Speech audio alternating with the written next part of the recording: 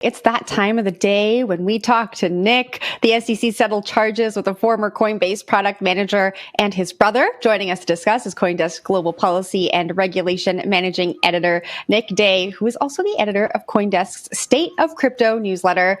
Good morning, Nick. Good morning.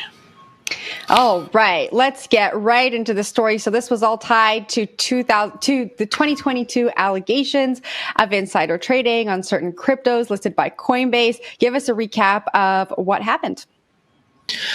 Right. So yesterday, the SEC announced that it had settled charges with Ishan Wahi and Nikhil Wahi, two individuals who were accused of basically insider trading Coinbase listings. Ishan Wahi is a former Coinbase product manager. Nikhil is his brother. The allegations were pretty straightforward. We saw the DOJ bring similar allegations last year when they arrested the two. And the two brothers settled with the DOJ previously. So, pleading guilty and facing jail sentences. SEC said that they're only going after disgorgement and prejudgment interest. So basically, the penalties are the same as what they were with the DOJ case. The SEC is not going after any other, civil charges or anything like that, citing the fact that the two brothers are going to jail now. So, all things considered, fairly straightforward. It does leave the question of whether or not certain crypto assets are securities still up in the air. The SEC says that they are, and people were kind of looking at this court case as a potential litmus test, and clearly that's not going to happen now. Yeah, other than that, what are some of the larger implications of this?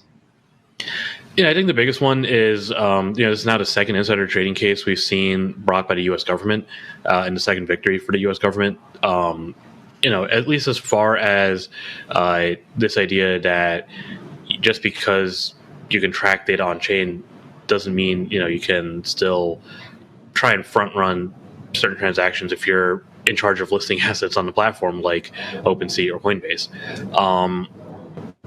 Honestly, I think that's pretty straightforward, but it is something that has clearly been a question now. I think the bigger question is still the securities question, whether or not these assets, things like the Flexa's AMP token, are they securities? How are they defined as securities? We'll have to wait and see what's next for that. It's worth remembering that the SEC did not bring charges against Flexa or Coinbase for, issuing or listing AMP. They just said in, this filing against another person, oh, by the way, this is security.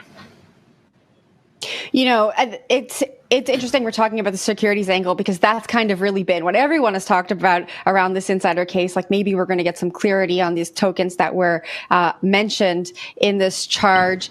And correct me if I'm wrong, the tokens were kind of random tokens that were listed. What does this tell you about what the SEC is thinking when we look at the tokens that are listed as potential securities in this case?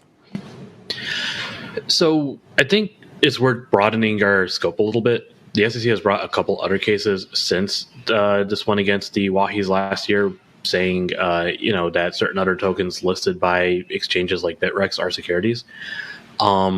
Clearly, the SEC has some kind of internal mechanism they're using to say, okay, we feel comfortable calling this token a security when we bring XYZ case.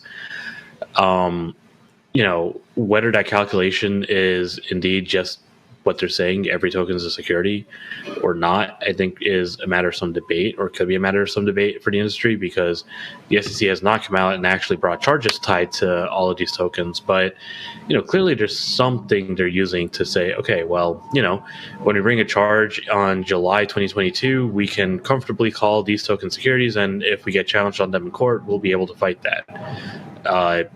Obviously, no one's actually fought them on those, details. There were some amicus briefs and stuff, but with the settlement, it's kind of moot now. But there's something there. It's just a question of what. Nick, thanks so much for joining us this morning. That was CoinDesk Global Policy and Regulation Managing Editor Nick Day.